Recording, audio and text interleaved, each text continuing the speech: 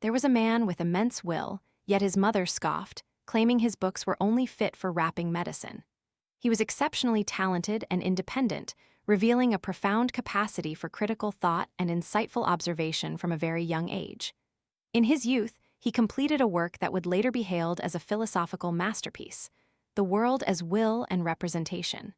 However, for more than half his life, his journey was far from smooth. He was envied by his peers, subtly ostracized by many, and his books remained largely unknown. It wasn't until he was over 60 that his work was discovered by an English critic. After publication, he became world-renowned. This was the man who endured indifference and solitude for over 6 decades, a man who, throughout his life, stood at odds with the mainstream yet steadfastly marched to the beat of his own drum. This was Arthur Schopenhauer, the great German philosopher whose profound influence touched famous figures in philosophy, literature, psychology, and physics worldwide, including Nietzsche, Wagner, Freud, and Einstein. Schopenhauer is often called the philosopher of pessimism, but his pessimism wasn't despair. It was a penetrating insight into the dark corners of human nature and the world. From that darkness, he steadfastly pointed towards the light, seeking to help humanity live more wisely and happily. In his final work, The Wisdom of Life, he first discussed happiness, asserting that a happy life isn't about pursuing happiness, but about escaping suffering. So, how does one escape suffering? This less traveled path is for souls seeking awakening, willing to distance themselves from noise, fleeting pleasures, and superficial extravagance. Written in the 19th century, its philosophy remains profoundly relevant today. People use social gatherings to mask spiritual poverty, filling inner voids with material possessions. As Schopenhauer himself wrote, the richer a person is internally, the less they are influenced by external circumstances. Those who possess inner value and richness will find complete fulfillment. They don't need to sacrifice to meet others' demands or abandon themselves to belong to the crowd. Conversely, the mediocre immerse themselves in social interaction and constantly make concessions. Understanding his philosophy, you'll realize that people with rich inner lives often find it hard to fit in with the crowd. Those who are a bit eccentric, because they prefer solitude, even labeled as reclusive, might just be the pioneers holding the key to happiness. You will suffer forever if you cannot recognize the pendulum paradox. Schopenhauer stated that humanity's happiness has 2 eternal enemies, suffering and boredom. Life's reality is like a pendulum, constantly swinging between 2 extremes: pain or dullness, from which it cannot escape. Poverty breeds suffering, while abundance leads to boredom. Schopenhauer observed that most people's lives are like this relentless pendulum, torn between 2 poles. On one end is the pain of deprivation, as we struggle for basic necessities, as our hearts hunger for love and recognition, as our souls long for understanding. On the other end is the ennui of surplus, when we have enough money, when we achieve our goals, yet find no true meaning or value, still feeling empty. The pendulum swings from one extreme to the other, never truly settling at a point of balance. The pendulum, as Schopenhauer illustrates, symbolizes human desire. Anxiety burns like fire when unfulfilled, and emptiness chills like ice once achieved. Schopenhauer wisely points out that we crave what we don't have, then grow bored of what we've attained. Today, people are caught in the dopamine loop. When you yearn for a goal, dopamine surges, driving you to act and achieve it. Once achieved, dopamine abruptly drops, leaving you feeling empty. Ultimately, your brain pushes you to seek new goals to boost dopamine again, and you repeat this cycle. So, ask yourself about the items you excitedly buy. Does the joy end not long after you hold them? This cycle makes you live like Tantalus in Greek mythology, punished to stand in a clear lake, yet every time he bent to drink, the water receded, leaving him forever thirsty. Indeed, in this society, money and material possessions are necessary for survival. But the impact of material wealth on happiness is never about quantity. Social psychology studies show that there's a significant difference in quality of life between someone earning nothing and someone earning a small amount, even if the difference is slight. Because if you have no money, you cannot survive.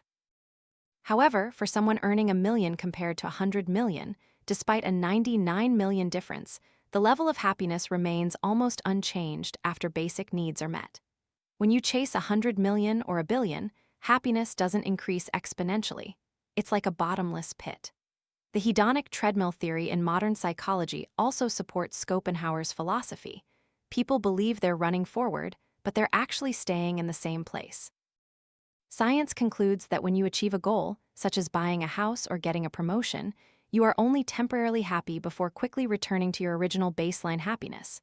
People often say desire kills happiness. You know this, but have you truly asked yourself if you're that pendulum?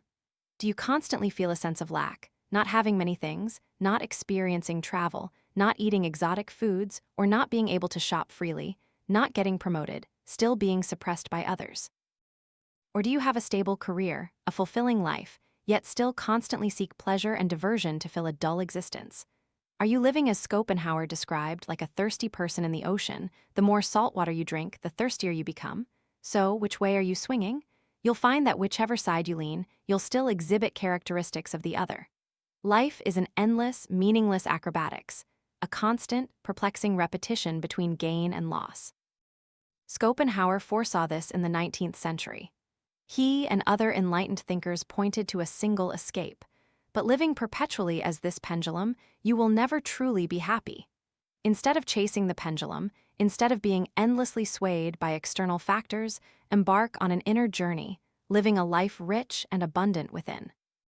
The cost of choosing inner richness over outward wealth, the price for ceasing the pursuit of material riches to cultivate a rich inner life, is that the richer your inner world becomes, the more likely you are to be perceived as unsociable. Schopenhauer stated that the more a person possesses within themselves, the less they need from the external world, and the less important others become to them. Many with rich spiritual lives find it challenging to integrate with others. Society operates on common conventions, from communication styles to measures of success. When you choose to live authentically to your spiritual needs, you step outside this mainstream. You'll no longer be accustomed to seeking your self-worth through the eyes of others. You possess the courage to be different in your way of life, your thinking, and the values you uphold. You refuse to participate in meaningless social gatherings, decline unfulfilling invitations to drink, remain silent during trivial gossip, bravely end toxic relationships, refuse to chase trends, and don't work solely for more money or status. All of this makes you an eccentric in the eyes of others. They might label you arrogant, unapproachable, or even mediocre and unsuccessful because you don't meet the crowd's standards. But the truth is, this so-called unsociability doesn't mean you become cold or socially aloof. You simply no longer dedicate time to things that don't resonate with you. You decline outings, meals, or gatherings not out of contempt for others, but because you prefer to spend time reading, meditating, or writing. You don't engage in professional rat races or strive for outstanding KPIs, not because of laziness, but because you want to focus on work that holds genuine meaning for you. This selective approach might lead to the loss of superficial social connections, but in return, you build deep connections with others and with yourself based on self-authenticity. Schopenhauer is a clear testament to this. Born into one of Europe's wealthiest merchant families, he was surrounded by luxury from a young age. Many mistakenly believe that because he didn't struggle for basic necessities, he disdained the value of money. But Schopenhauer didn't deny the role of economics. He frankly admitted that money liberates people from the burden of survival, but anything beyond that is merely adornment for self-esteem. His family fortune allowed him to focus on philosophical research without worrying about making a living. Yet, he didn't trade his inner freedom to become a dutiful family heir. While society expected him to continue the family business, Schopenhauer chose to write books on the nature of human existence, a solitary path, full of skepticism, yet true to his essence. Imagine being offered $1 billion on the condition that you work a job you despise for the rest of your life. Of course, you could do it, but every morning you'd wake up to an empty space in your heart. Would you accept? The answer depends on how you define wealth. For Schopenhauer, material wealth is merely an endless pursuit for pendulums that have lost themselves. True wealth comes from the richness of one's inner spiritual life. Society has always encouraged people to be sociable. A sociable person is often praised for being open, friendly, and easily blending in with others, without separation. However, if you are too compliant with the crowd, you won't be able to harmonize with yourself. Sociability is different from harmony. Sociability without self-authenticity becomes fake assimilation, where you force yourself into meaningless activities, offer forced smiles, maintain relationships based solely on material gain, and compromise your principles to be liked. And friendliness doesn't equate to flattery. True friendliness means genuinely smiling at a street sweeper, but refusing to dine with a corrupt individual. It means listening deeply to a stranger's story, but never pretending to agree with something against your conscience. Schopenhauer believed that social interaction is indeed necessary, but it must be a sincere encounter between souls, genuine communication. That is the true sociability of a rich inner life. Schopenhauer's philosophy also shows us that the secret to living wisely lies in dancing a waltz with the world, moving forward, retreating, spinning, but never losing your own inner rhythm. A person with a rich inner life doesn't reject society, but redefines how they connect socially. And for them, the most important thing is a genuine connection with themselves. No matter what difficulties or sorrows you face in life, always remember that on this journey, being authentic and loving yourself is the most important thing. How can one live a life rich from within? When a person focuses on enriching their inner life, they naturally simplify their desires.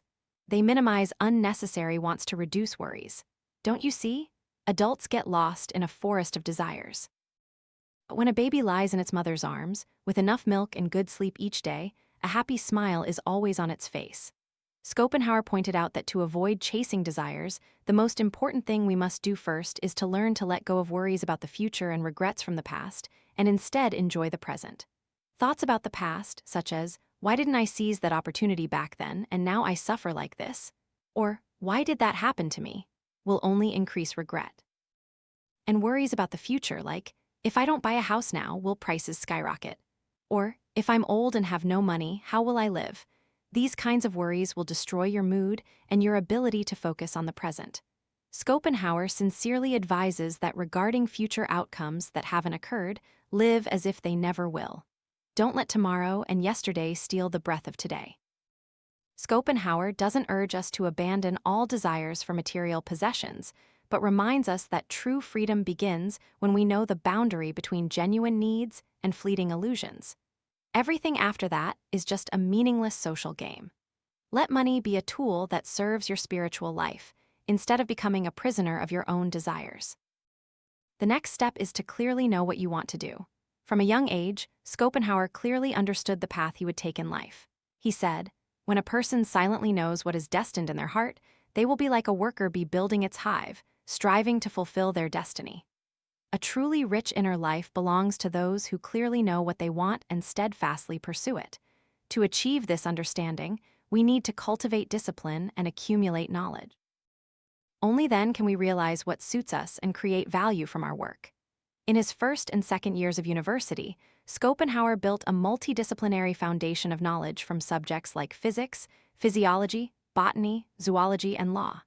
His notebooks were filled with affirmations, negations, doubts, and reflections on lecture content. He also continuously learned and explored new things by studying foreign languages.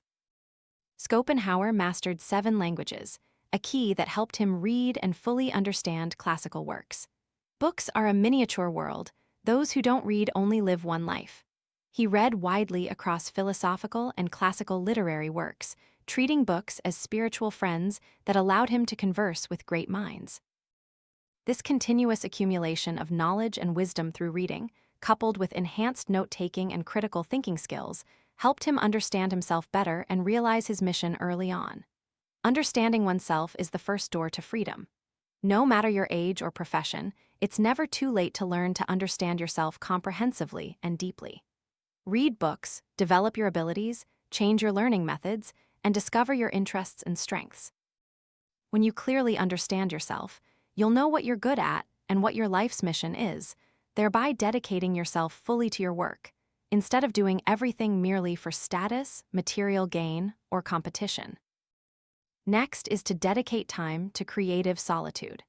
Schopenhauer is known as the father of the philosophy of solitude, not because he worshipped loneliness, but because he recognized the truth that only in the quiet moments of solitude can the mind become still enough to create and truly understand the nature of life. He declared that one is either solitary or commonplace, for humans have only two choices: dare to be alone to cultivate wisdom, or blend into the crowd to become a diluted version of others. Creative solitude is different from forced loneliness. It's not an escape, but a deliberate separation from trivial noise to listen to one's inner voice. Schopenhauer spent most of his time alone in his study, reading, writing, and conversing with philosophers through their pages. This allowed him to see through the nature of desire, the absurdity of human existence, and write classical works for generations. So, once again, I want to urge you: let quiet moments embrace you, spend more time alone, listen to your breath, and savor solitude. Because in tranquility, the inner self has the opportunity to become rich, and you can discover your own hidden power. We should not be overly joyful or overly sorrowful about anything. Another reason is that our judgment of something as good or bad is actually an illusion. Many people have despaired over certain events, only to later realize they were a great blessing. Conversely, some things bring us immense happiness, but ultimately become a source of suffering. Indeed, life is impermanent.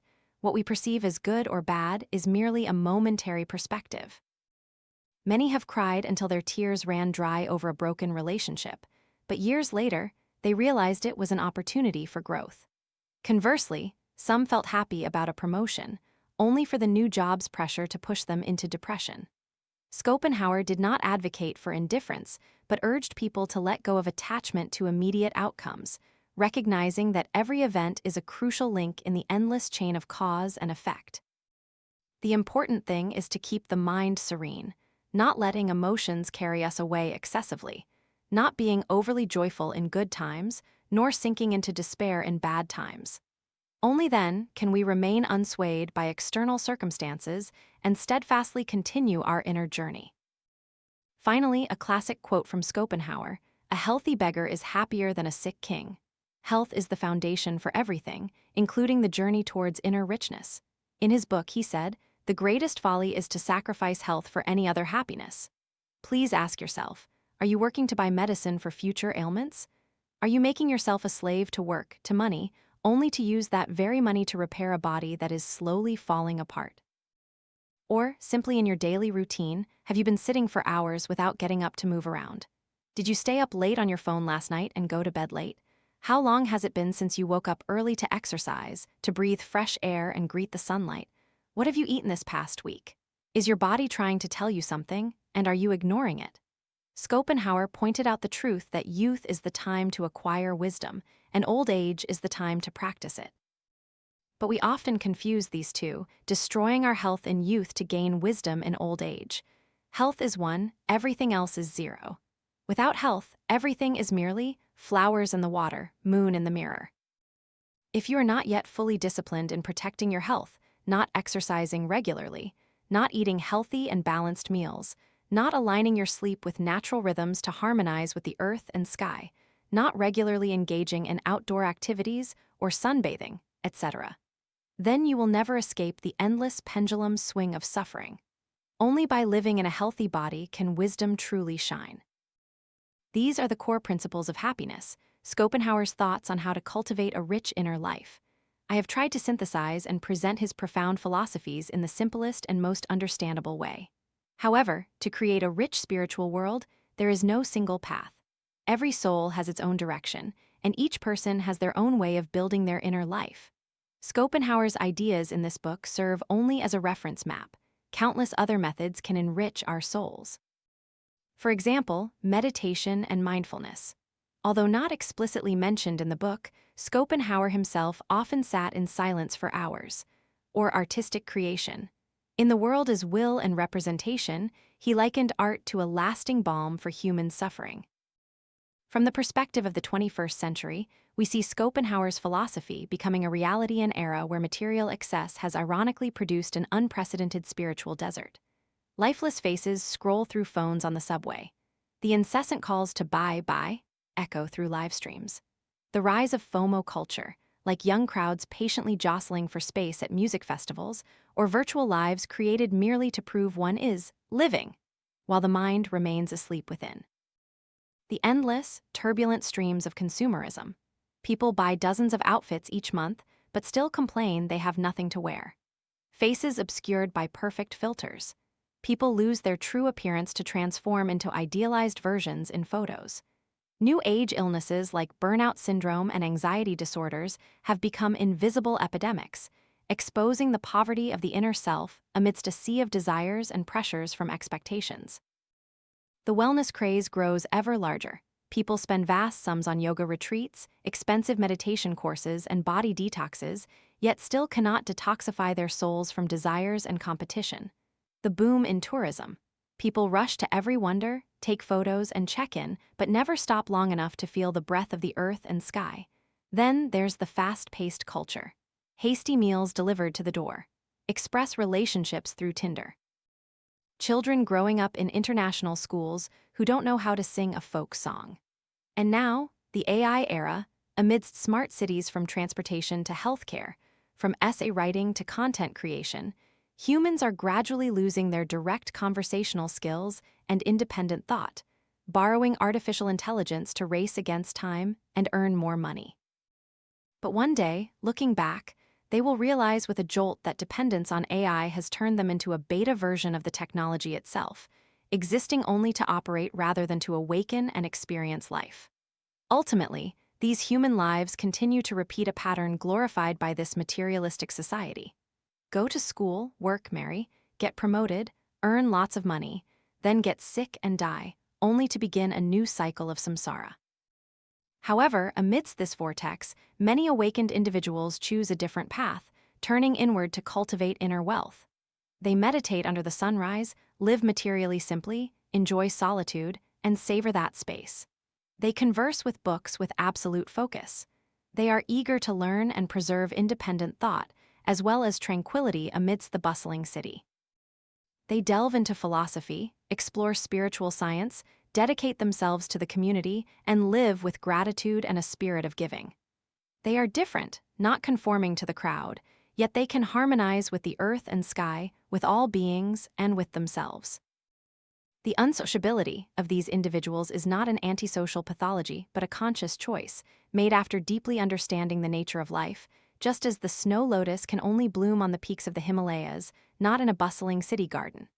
Rich souls are similar. They have their own path, a path not meant for the masses. So what about you? Which path will you choose? Take a quiet moment for reflection right now. I await your most fitting answer.